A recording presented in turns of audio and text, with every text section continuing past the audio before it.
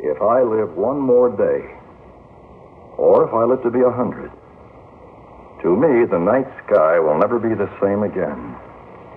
Somewhere out there, where no other man has ever been, is the only man who ever chose the world he wanted to live in.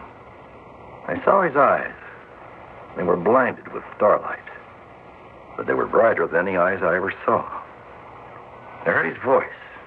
It was a whisper, but clearer than any voice I ever heard.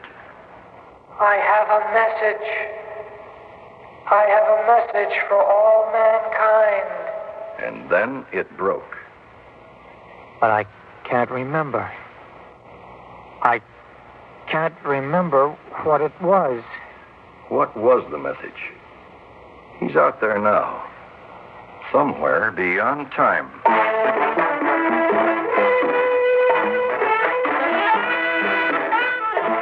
Theater 5 presents Outside Time.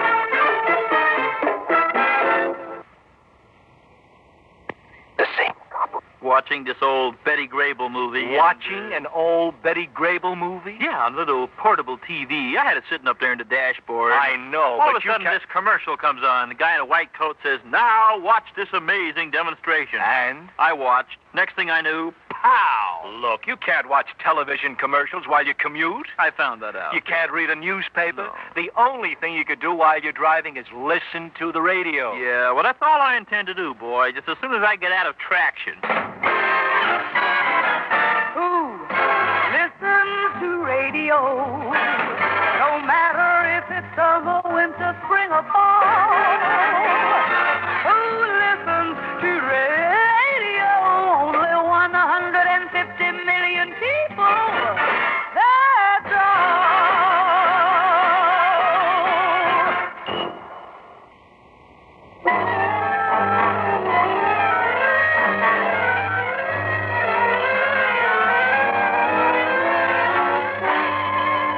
Record, General, what's your biggest thrill in being in command of the space shot tomorrow? The liftoff, the moment of orbit, what?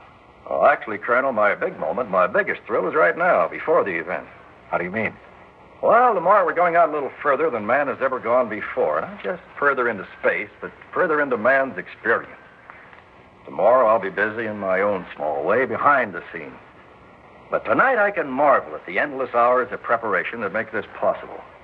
Why, it's the culmination of all of mankind's ingenuity since he learned to make crude instruments out of stone, to control fire, to split the atom. I see what you mean, sir.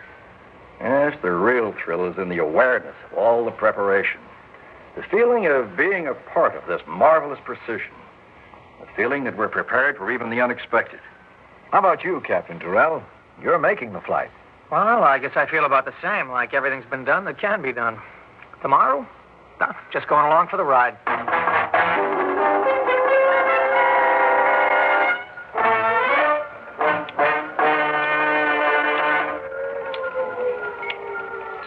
All clear, all clear.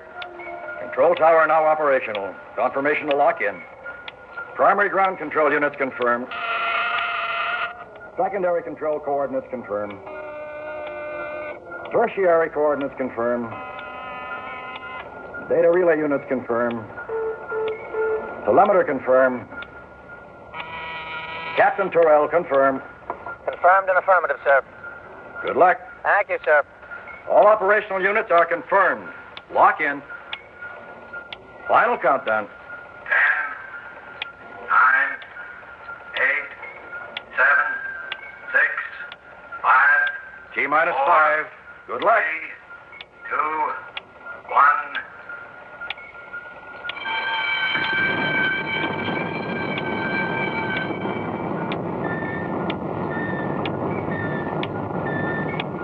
Perfect. Execution perfect. Colonel? Binary coordinates correct and exact. General, 5 seconds to boost it. Open audio. Report. Second booster A-OK. Secondary coordinates correct and exact. Report. Third booster A-OK. Tertiary coordinates correct and exact. Pinpoint. Orbit, sir. Captain Terrell, General Pearson speaking. Everything perfect. Pinpoint precision. Report.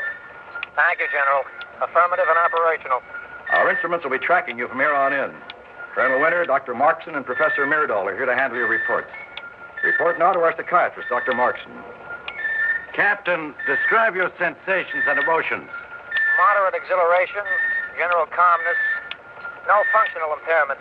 Regarding exhilaration, any dizziness? No, sir.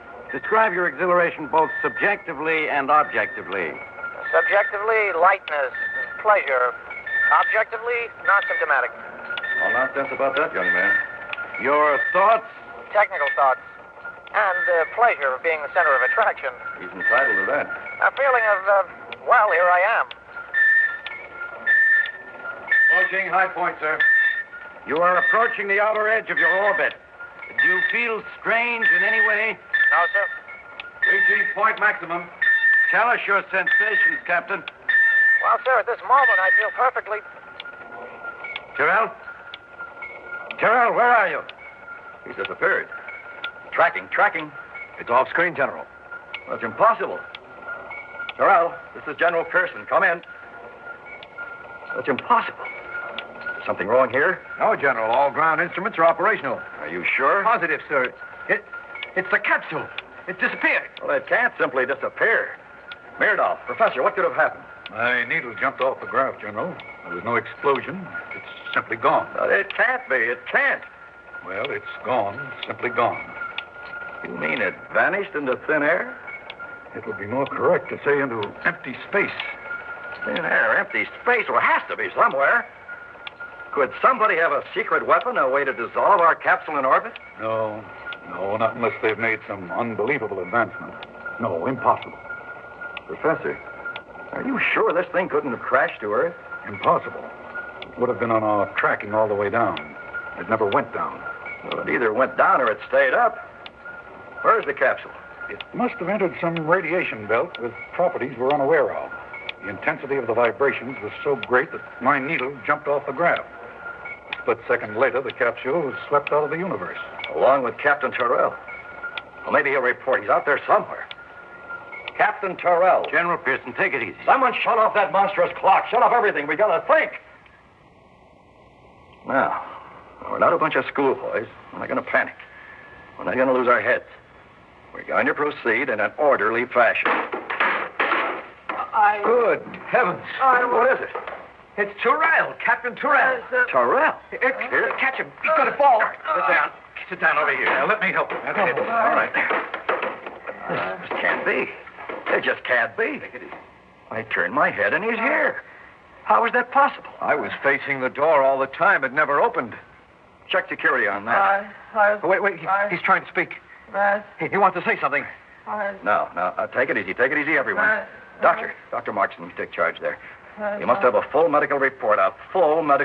You understand? Captain, I want you to try to focus your eyes on my finger. Can you do that? No. Now, what actually happened? Exactly what happened here? Colonel? Well, sir, he just appeared in the middle of the room.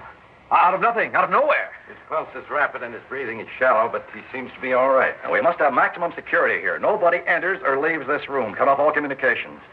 Seal off communications until we can make a coherent report. Now send out one message. Say that we're in communication with Captain Tyrrell. Well, that's true in a way. Wait. He's still trying to say something. I can't understand. His pupils are not dilating properly. I don't believe he's able to see. He is blind. I see. No, he says he can't see. See that. He says he can see everything. He's very excited, sir. Hysteria, I suppose. We'll have to have a full psychiatric report, too. Can't call anyone in for consultation. At least not yet. We've got to have information security until we know where we stand. He seems to be excited and hysterical, but in some strange way, very calm. We must handle all of this in an orderly fashion. Our first obligation is to this man's physical well-being. Is he in physical danger, Doctor? I don't think so, General. I have message. Wait. He's saying something about a message. Message to report. A message from where he's been. He's obviously too upset and disturbed to know what he's doing or saying. Now, Doctor, I hope you're prepared to make a report on your observations. Yes, sir, but it's all very inconclusive so far. Myrdal, what's your theory about this? Theory? I have no theory. This is something that never happened before. Well, we better get a theory. The whole world will be waiting for some kind of an explanation. I have to say... Sir, I think he wants to speak to you. I have to... What do you think, Doctor? May I question him? It would be better if he could remain calm. Calm? Who can be calm at a time like this? Captain Terrell. Terrell. Son, I'm your commanding officer. Listen to me. Sir, I have a message. I can see it now. His eyes are staring, but he can't see a thing. Now, don't try to get up yet. Try to be calm and sit back. Listen to me. Everything's going to be all right. Listen before it's too late. First, we have to get this whole thing straightened out. Now, Professor Myrdal, do you have any theories at all? Captain, how did you get here? And what happened to your craft? The message brought me here. I have a message for all mankind. Of course. But we've got to know what happened. Now, just answer our questions one by one, and everything will be understood in due time.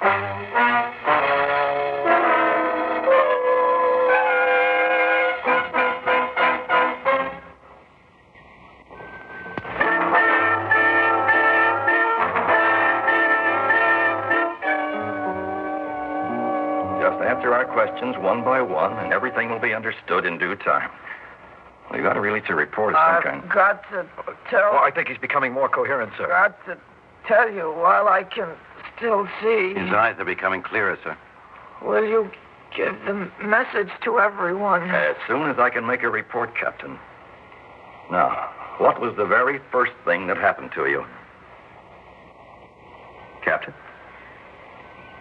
The first thing that happened was that I was suddenly there. Well, you were where? Now try to answer me. Captain, what were your surroundings? I had no surroundings. Where was your ship? I had no ship.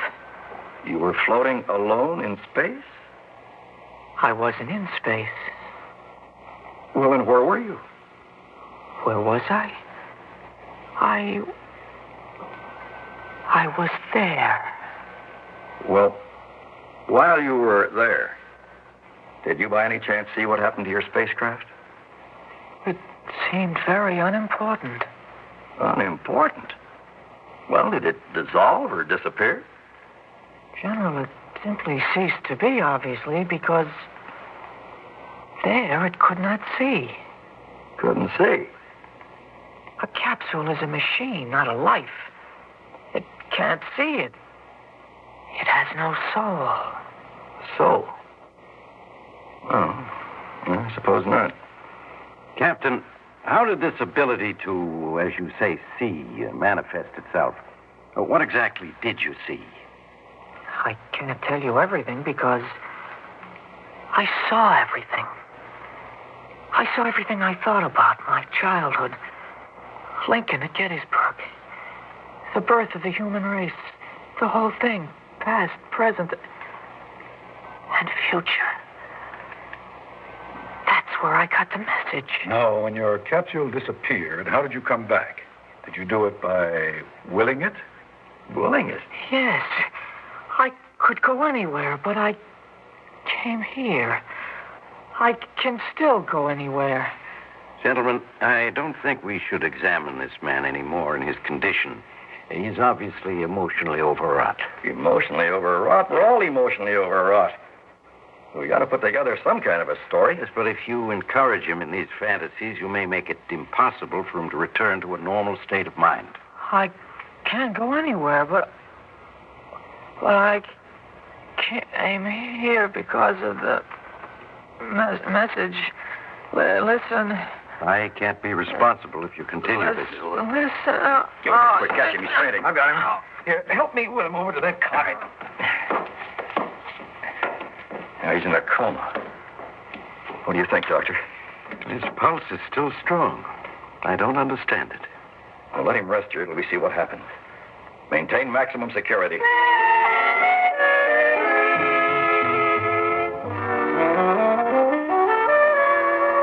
How is he, Doctor? He's just coming to. His eyesight seems to be normal now. Can I speak to him? Yes, but we'll watch for his reaction. Captain, do you recognize me? Yes, General, sir. That's the doctor and the professor. But how did I get here? How did you get here?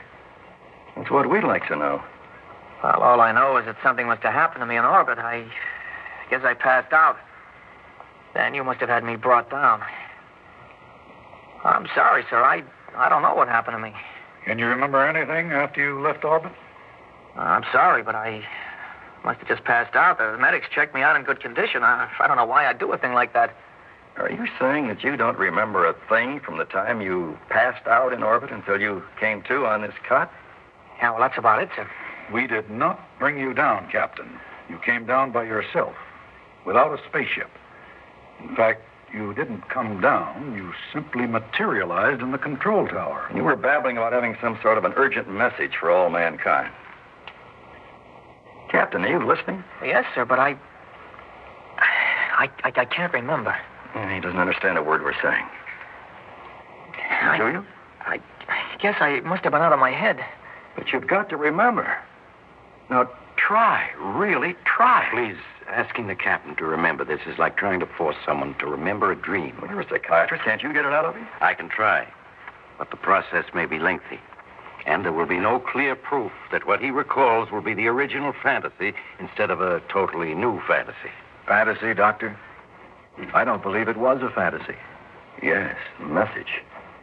We've got to get that message. We've lost a message that may mean more than life and death to all mankind. It may be highly irregular, but perhaps we should send another astronaut up right away. That's it. Immediately, under the same conditions. The twin launching pad is operational. We can do it in hours. Get it ready at once, regardless of security. Sir, you can't do that without causing a sensation. Surely you want to clear it with someone. This is no time to worry about orderly procedures. We've got to find out at any cost. I'll take the consequences. If we send up another astronaut, in my opinion, it should be Tyrrell. Another man might lack some necessary characteristic or element of sensitivity to enter the dimension he was in. What do you think, Doctor? I really don't know. I guess it would be up to him. We don't know if the same thing would happen to any other man. We don't even know for sure it'll happen to him. With my bumbling, I may have destroyed the whole future of mankind. But that's not his fault. No. I can't permit him to go up again. But I'd like to go up again, sir. I've got to go up again. 5, 4,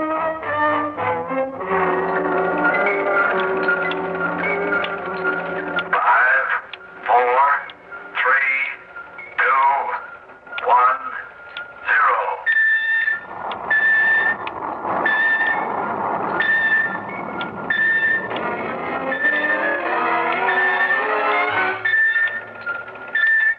How do you feel, Captain? Affirmative and functional, sir. No element of your memory returning yet? No, sir, nothing. I'm sorry. Well, this time we're better prepared for it. You're about to enter the final phase of your original orbit. Set the automatic cameras. Set, sir. Now remember, from the moment it happens, if it happens, you are to continuously recite aloud all your impressions into the tape recorder on your throat. Even if sounds don't come out, we'll reconstruct your accent from the vibrations. Approaching point maximum, General. All right, start talking now, Captain, and whatever you do, don't stop. Well, sir, right now I feel perfectly...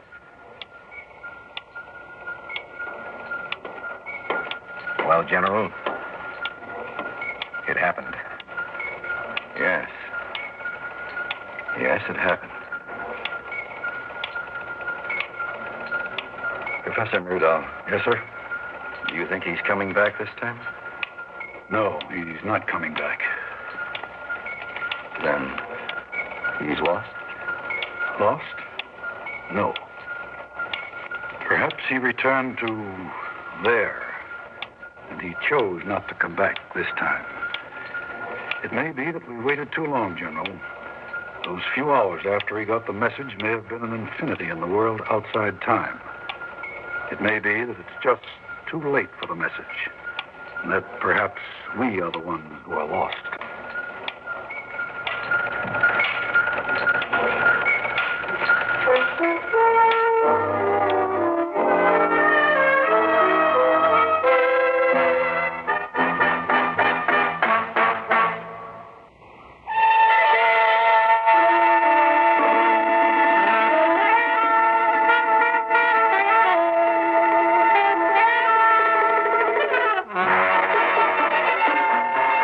5 has presented Outside Time, written by Lawrence Weinberg and directed by Ted Bell. In the cast, Al Hodge, George Petrie, Jack Rhines, Maurice Tarplin, and Richard Keith. Audio engineer Marty Folia. Sound technician Ed Begley. Script editor Jack C. Wilson. Original music by Alexander Vlastotsenko. Orchestra under the direction of Glenn Osser. Executive producer for Theater 5, Edward A. Byron.